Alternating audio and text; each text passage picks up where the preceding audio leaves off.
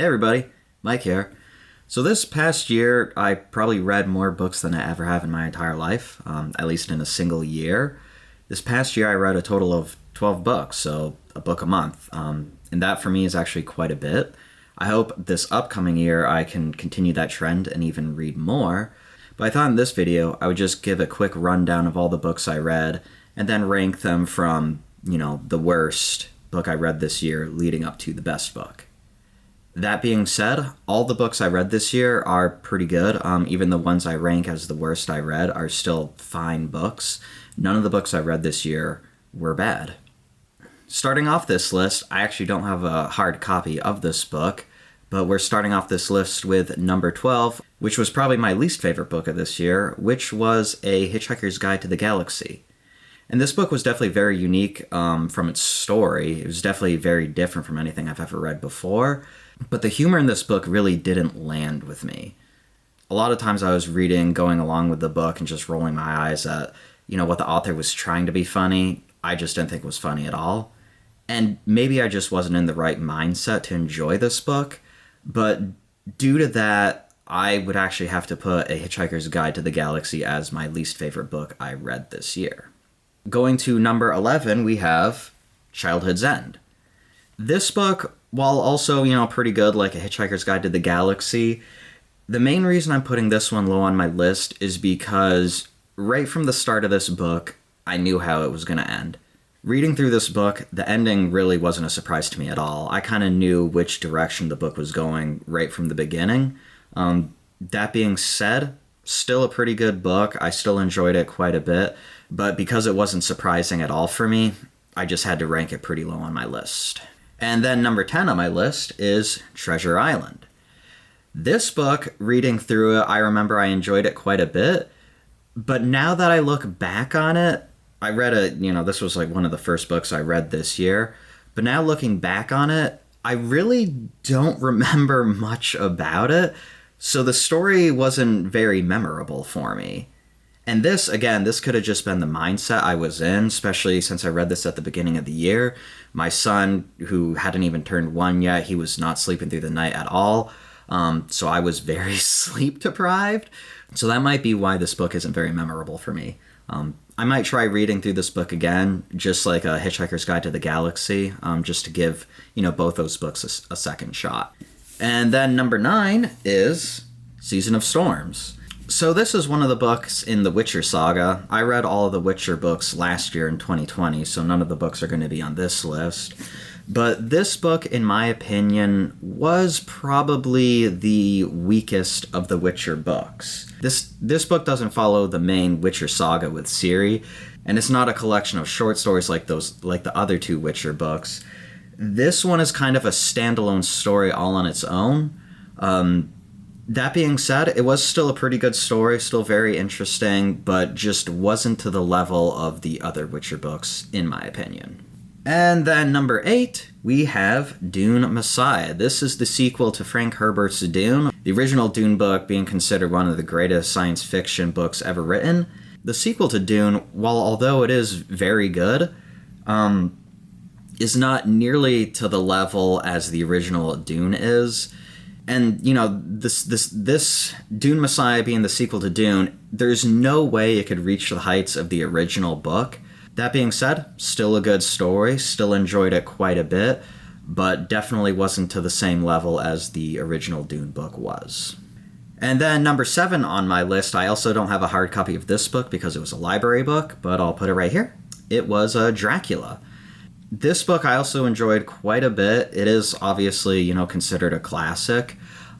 So I'm not too surprised that I enjoyed it. I kind of figured going into it I would enjoy it. And before reading Dracula, I really didn't have any idea what the story was about other than it's about vampires. I didn't know which direction the story would go. I hardly knew, any of the characters. So then reading through the book, it was definitely very interesting for me. And I enjoyed it quite a bit, and that's why I put it as number 7 on my list. And then number 6, we have The Great Hunt. So this is Robert Jordan's second book in the Wheel of Time series. The Wheel of Time series is often considered one of the greatest fantasy series ever written. This book in the series, although not as good as the first book in my opinion, was still very good. I just feel like not enough actually happened in this book. You could probably summarize this book in a single paragraph, really. That being said, Robert Jordan did expand on the world, he expanded on the characters, and it still was a very enjoyable read for me this year. And now we're entering the top 5 with number 5, Children of Dune. This is the third book following Dune and Dune Messiah. This book was definitely a lot better than Dune Messiah in my opinion.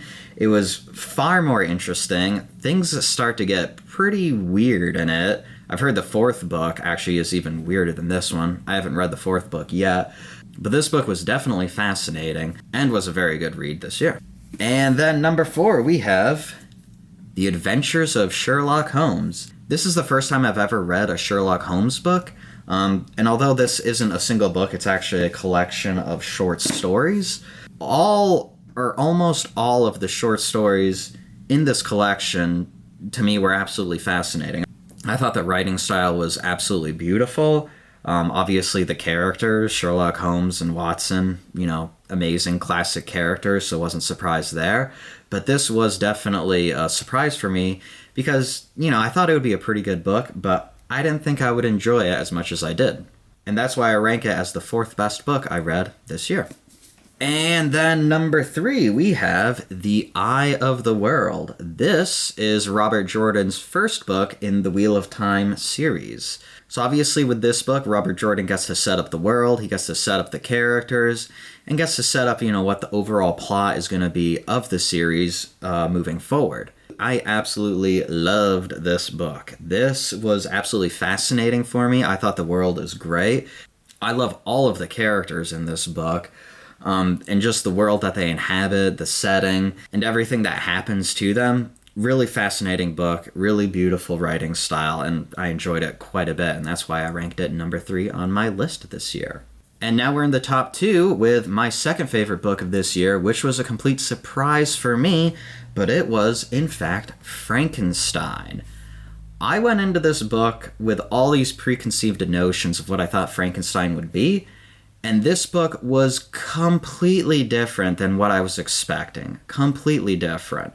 The story had nothing to do with what I thought it was, and this story surprised me right from the beginning all the way until the end. Absolutely amazing. And the fact that this book was written over 200 years ago by a 19-year-old young lady, that also is just absolutely amazing to me. So, factoring in that, the story, of course, absolutely amazing. It is a classic. Loved it very much.